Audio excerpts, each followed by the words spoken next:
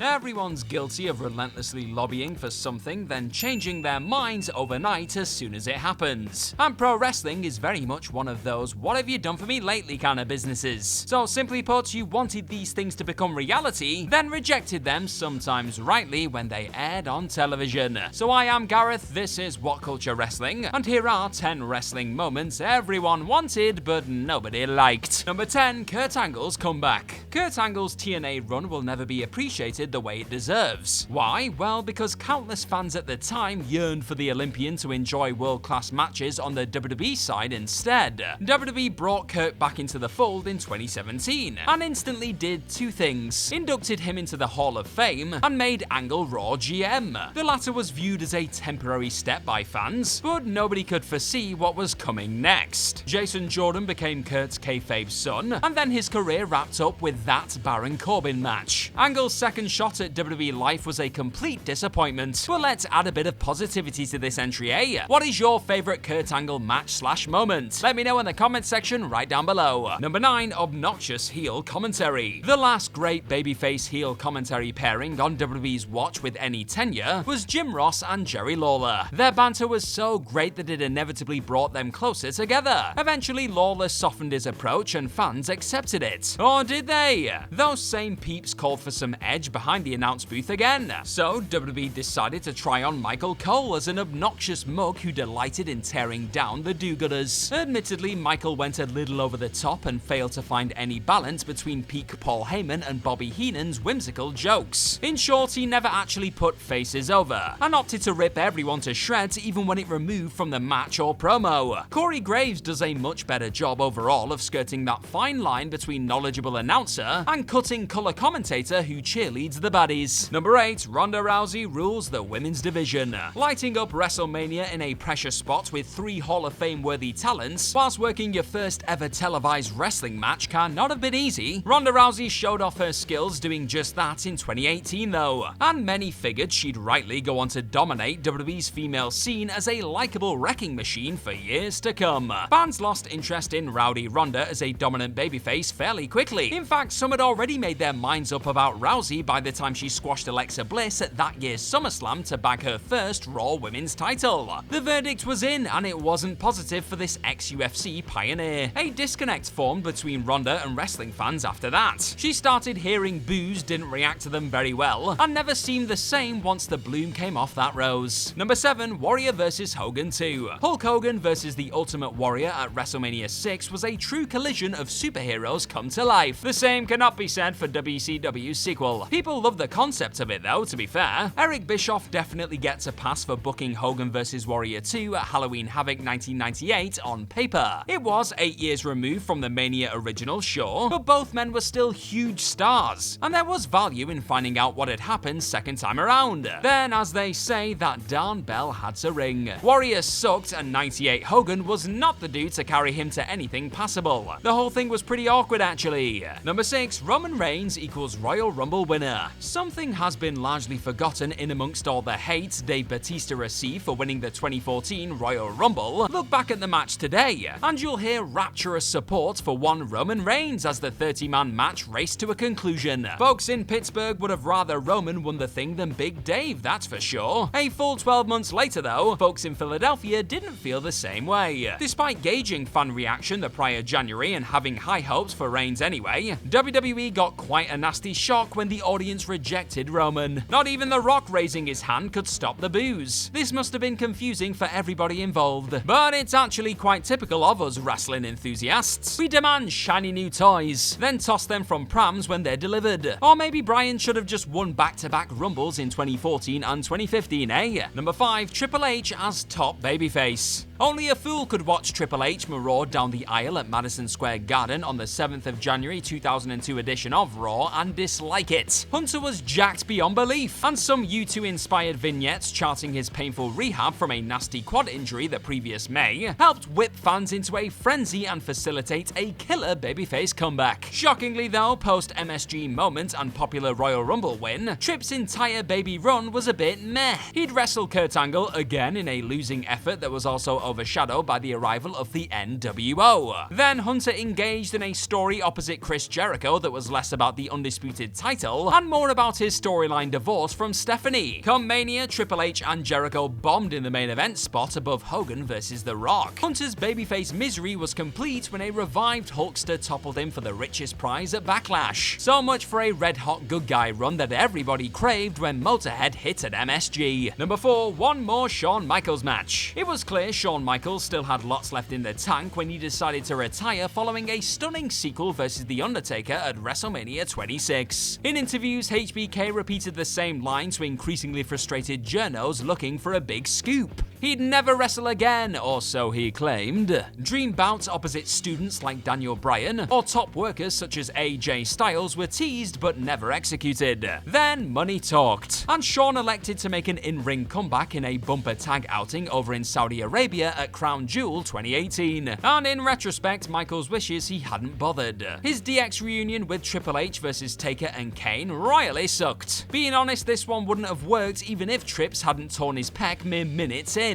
8 years of begging for that? Number 3, Sting in WWE. Fans in the 1990s will recall countless magazine covers boasting things like Fantasy Warfare, Sting versus The Undertaker inside. Discussion over exactly who would win between these supernatural greats was endless back then, and WWE finally had the chance to find out when they eventually inked a deal with the Stinger in 2014. Taker didn't come into the equation, and hopes faded that it'd ever happen. Now, with the dead man retired and Sting shortly following suit, it is an impossibility. Interest in Sting joining WWE hinged on one match, but Vince McMahon decided it wasn't right for his version of the WCW legend, one of the most elusive gets in company history, and someone fans had wanted to see in the WWF/WWE since the early 90s was finally here, and he lost 2 matches before vanishing again. Number 2, WCW invades the WWF. Fans were willing to overlook Shane McMahon becoming the new storyline WCW owner, and they were even content enough when mid-carders like Lance Storm and Hugh Morris began invading matches. But turning WCW with ECW in tow into some second-rate wannabe dominated by more McMahon melodrama was not. The Survivor Series finale in November 2001 was a mercy killing for an angle already on life support. Then, annoyingly, the big stars fans had wanted, the NWO, Ric Flair, Goldberg, Scott Steiner, etc.,